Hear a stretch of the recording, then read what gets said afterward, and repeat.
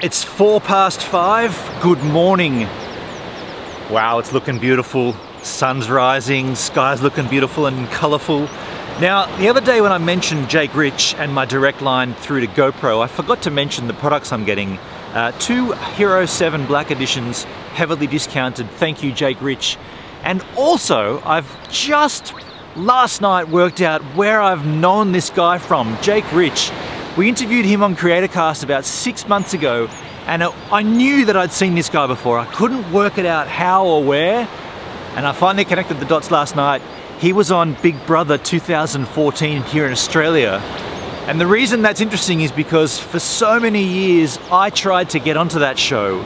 And way back 10 years earlier, 2004, I did get quite far into the selection process. I actually got through 4 rounds, and I had a callback to go and have a one-on-one interview with the producer. This is when I was living in Adelaide. So I was in a hotel room with the producer of Big Brother, and he sat me down. We spoke one-on-one about the show and this and that, and I feel like one could only speculate, but this is the reason I didn't get onto the show eventually. He asked me, he said, if I put you on this show, what would be the one key deliverable message that you would give to the viewers? And I said, this is so stupid, I said, maybe that there's more to life than just sitting in front of your television. Like, you should get outside and take walks and mingle with your neighbors and meet people on the street and say good day to the beach and, you know, enjoy the outdoors instead of just cooping yourself up in front of the television screen. And he looked me straight in the eye. We were sitting across each other in 2 chairs, and he looked at me and he went, "You know this is a television program, don't you?" And I was like, at that moment right there is when I lost any chance to be on that show. Now I did, I got the call back saying no. That was the year, 2004 was the year that Ryan Fitzgerald went quite far into his career. He was in my audition as well. He called me tall guy. He was referring to me as, "Hey, tall guy," which he was actually taller than me.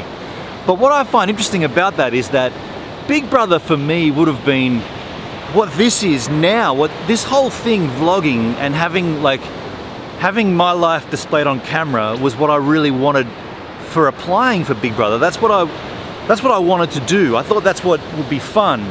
Years and years later, this is fun, and this is Big Brother. This is better than Big Brother. This is my own Big Brother.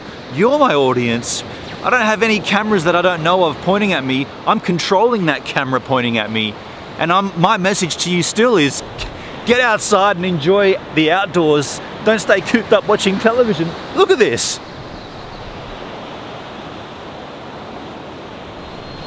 And oddly enough, the year that Jake Rich got on Big Brother, 2014, 10 years after I almost got on, that was actually the last Big Brother they ever ran in Australia. The show tanked and died. So, I mean, the idea of Big Brother would have been fun. You know, you're cooped up in a house with a bunch of strangers and you're engaging and having conflicts and whatnot. That's life. That would be fun, and it still would be fun, but I think the audiences have grown past that. No one wants to see that crap anymore. Oddly enough, this is what's being popular now. Like, this YouTube vlogging scenario is Big Brother on, you know, like on a personal level. I think that's well more engaging. I thought that was funny though. I knew I'd seen this Jake